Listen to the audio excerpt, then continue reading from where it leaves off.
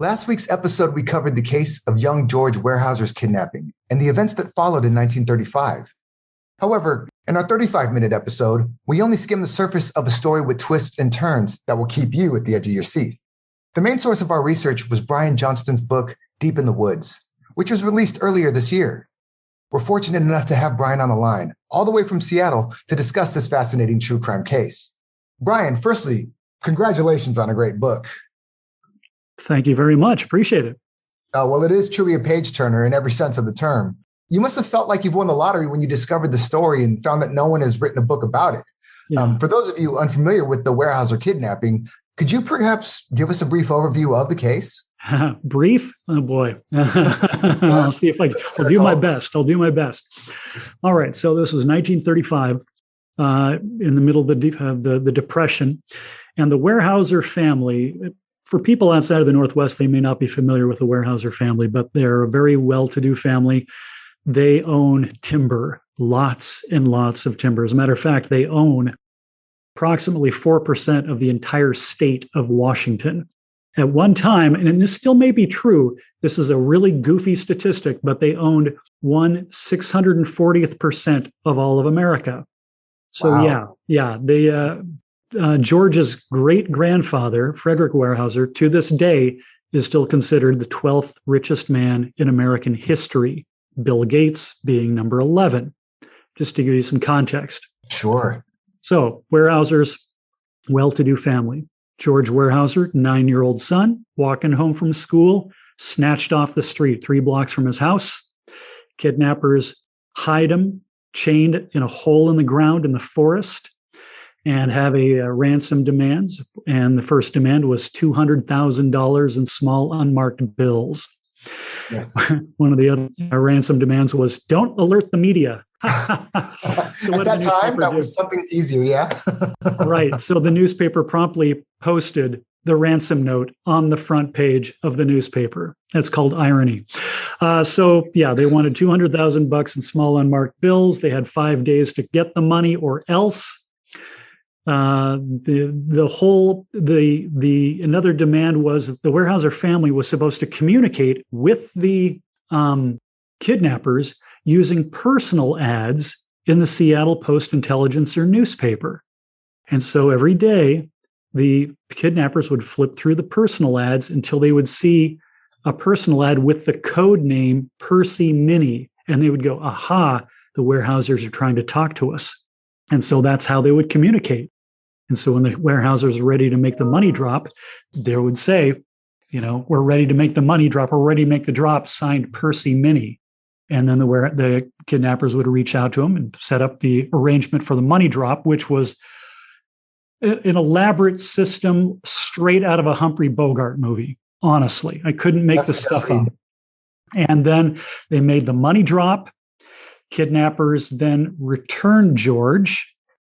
And how they returned him is, again, it depends on how much detail you want me to go into, because the whole returning of him is an amazing story in and of itself. But I'll just say he was returned and then became what the New York Times called the greatest manhunt in Northwest history. FBI goes whole hog chasing after him. You got to remember, this was only 2 years after the Lindbergh baby kidnapping and murder. So, yes. They were in all in. They eventually captured the kidnappers because the kidnappers were stupid, as most of them are, and they got sent off to prison.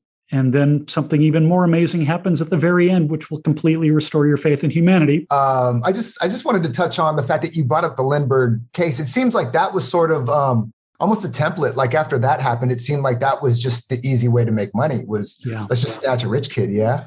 Yeah, that was at this time. So in the early 30s, the late 20s, early 30s, the criminals were like celebrities. Okay, they were like Robin Hood, and everybody knew their names. They knew Bonnie and Clyde and Babyface Nelson and John Dillinger and Machine Gun Kelly, Pretty Boy Floyd. And then the FBI finally got fed up and said, nope, we're done with this. And so in 1934, Bonnie and Clyde were gunned down. And John Dillinger was gunned down and Babyface Nelson was gunned down. And so a lot of these criminals started going, it might be a better way to make a buck by simply snatching rich people and having them pay up instead of getting into gunfights and things like that. And so, the Weyerhaeusers simply fell prey to that. And I know we'll touch on this later, but in the kidnapping of George, it did seem like they just got a saint and a boy. Like, it's so interesting to me that I'm like, man, people like that did exist. It's something that personally I never really equate with somebody of money, somebody, especially that young, to have the wherewithal that he seemed to. Yeah. Everybody had nothing but wonderful things to say about George. He was just a likable kid, and he was resilient. One of the great coup when I was writing this book was that I got to interview George. I got to talk with George 85 years after the fact. And I asked him, I said, George, did you have any residual effects from this? Did you have nightmares or PTSD or anything like that? And he was like, nope, not at all, which I find absolutely remarkable. No, and I mean, obviously hindsight's 2020. So it just seemed like it is one of those, it is what it is situations. And I mean, I don't think a lot of us, especially in this day and age, would have seen it that way, But one thing that I want to bring up is that one role player that's very interesting to me is Harmon Whaley's 19-year-old wife, Margaret, and how she became an unwitting co-conspirator. I mean, if I could say, like, just the way they painted her character in court as well is interesting.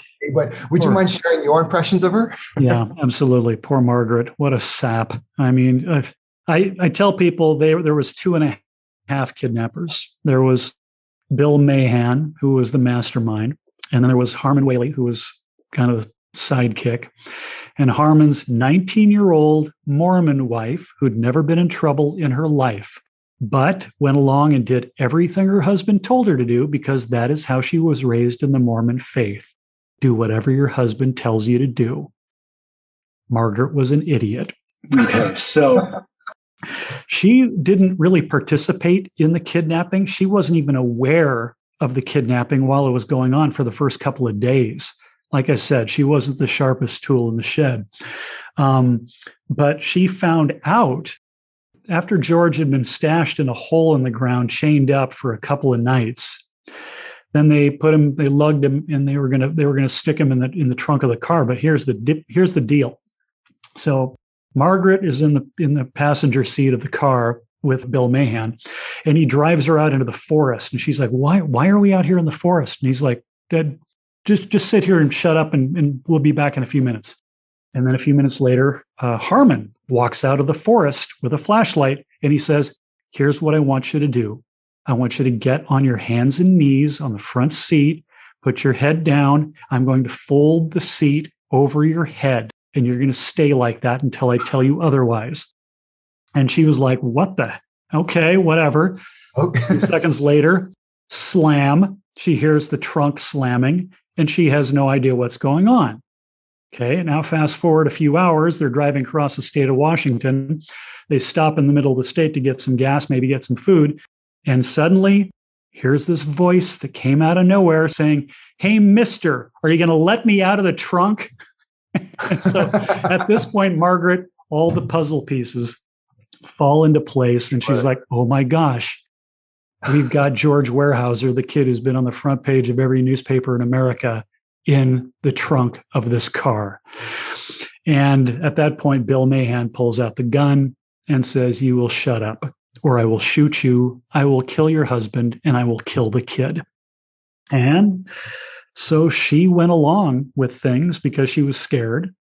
But she never once saw George in the entire time. She only heard him a couple of times, but she never saw him, which was actually a small mercy because it gave her plausible deniability in the end. It was a span of 8 days, but she just never laid eyes on the kid. Nope, because they made it a point to make sure she didn't lay eyes on him. Sounds like it was easy. Yeah. Well, again, when things went to trial with Margaret, and again, you'll probably ask more questions about that later on, which was a humongous trial. It was like the biggest trial in Northwest history. But her lawyer was the former mayor of Seattle, and he realized the best way to defend her was to position her as a complete and total moron, an absolute idiot. And he said so. I was reading the court transcripts, and he's saying, this woman is a complete idiot. She's the stupidest person on the planet. I've met a lot of dumb people in my life, and she takes the cake. If her husband told her to jump off a building, she would do it. I mean, this is how he was defending her. He's on her side, and he's making her look like just a moron. Didn't work. Didn't work. No, it's unfortunate for her, especially to get, it's almost, I don't want to call it character slander, but I guess you got to do what you got to do from a lawyer standpoint. But when you put it into a contemporary context, that couldn't happen in this day and age. No. The whole trial was so weird. I'm reading it going, in the newspaper, they post the names of all the jurists and who they are and what they do for a living and where they live, and even described them as better than average looking jury. Oh, it was just a weird time back in 1935. Well, I mean, we're coming out of we're still in the Depression, I guess, at that point. And it's just, you got to do what you got to do. But that's the thing, like with what you're bringing up is that the events in the courtroom and the way you write it, it's portrayed very beautifully. I mean, it feels like you're right there in the courthouse in Pierce County. Would you mind reading an excerpt so that our listeners can enjoy your visual portrayal of the events? Yeah, I'd be happy to. As a matter of fact, since I actually had a chance to read the transcripts, every piece of dialogue in the book that takes place in the courtroom is verbatim. This is exactly what they said at that time. So her lawyer, a gentleman by the name of Dorr, he said, he's talking to the jury, he says, "I've met a lot of stupid people, maybe dumb ones," said Dorr. You could almost see her shoulders slumping in despair for his pathetic client, or so he would hope the jury to believe. But never have I met anyone whose stupidity is as great as this girl's. He slowly backed away from her and took a long, slow breath like he was at a loss for words. He briefly then shook his head like he'd been lost in thought for a moment, and now had regained his wherewithal. His demeanor changed to more resigned, what are you going to do kind of attitude. She was just a dupe for these two crooks. If her husband had sent her a telegram ordering her to jump off the building, she'd do it. And he paced away like he couldn't stand to even be around her. If they presented Academy Awards for courtroom stagecraft, he would have been a shoo-in. If I can just take an aside too, just the way you delivered the reading of that, I'm a fan. No, it even makes you feel just like the weight of the scenario, like the weight of the stupidity that he's trying to paint her as. But no, thank you for that. And we do have to ask, like, why has there not been a movie about it? Well, take my word for it. If you know somebody in the Hollywood industry, boy, send them my way. We're working that angle. We are trying our best to try to get somebody interested, because and this is no hyperbole on my part, none whatsoever. This is the most fascinating story that I've ever stumbled across myself. There are so many layers to this. On a nightly basis, I would run upstairs to my wife saying, "You cannot believe what I just learned." I mean, it was all the time, every day, something remarkable. And it would be these little tiny just pieces of gold that I would uncover that just give it such richness. It's just an amazing, amazing story. I got so excited about it. And the fact that nobody had written a book about it, it still blows my mind. It might be just something in our life and times too, right? That's what's beautiful about it, is you're bringing it back to the forefront of consciousness. Because something that's like in print, obviously, if it's not online anymore, like it just sort of gets forgotten about in the zeitgeist. But with the book, I mean, I think you did that beautifully. And you've touched on this before. I just to touch back on it one more time, within your research, because the most intriguing person in the whole saga, and there are, some characters here, but it's George again. It's George. Yeah.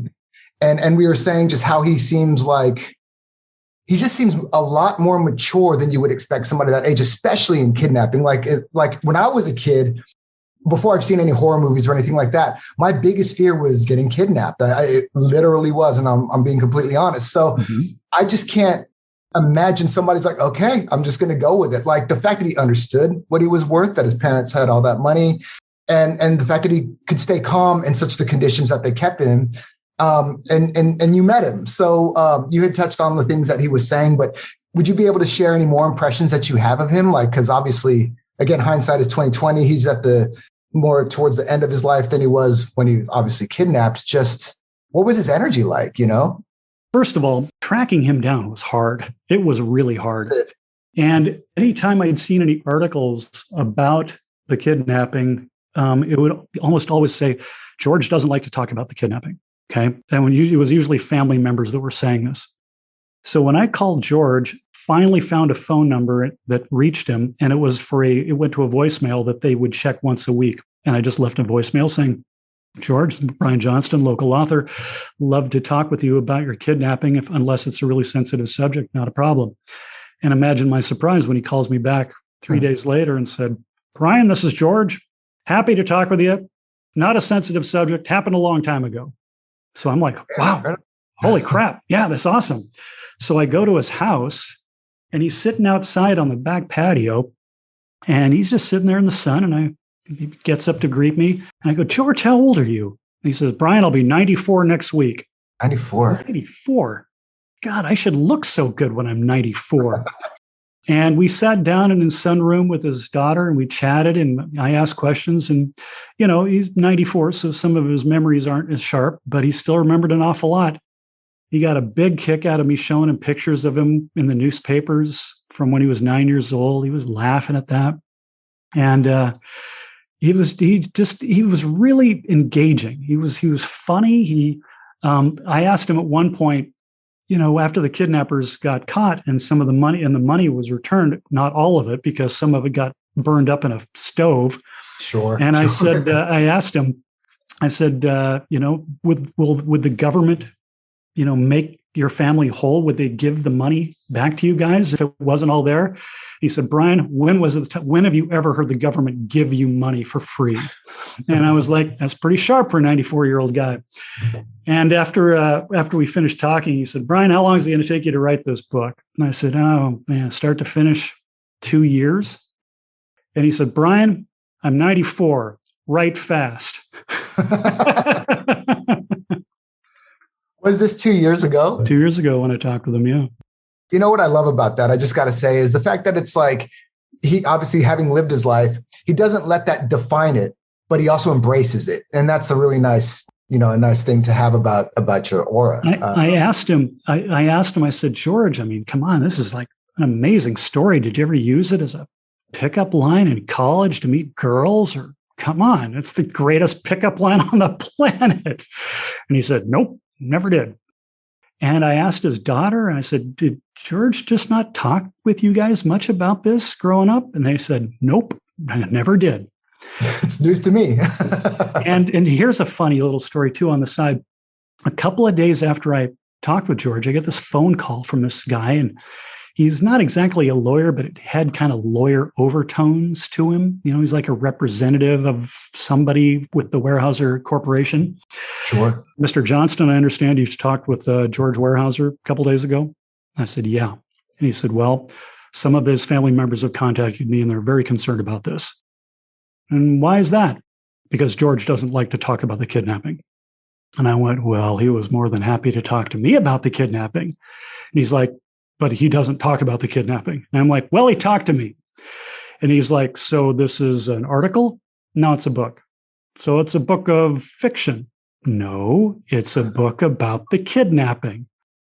And he's silent, and he's silent, and he finally goes, huh, weird. Well, you got lucky, Bryan. Good luck with the book, and hung up.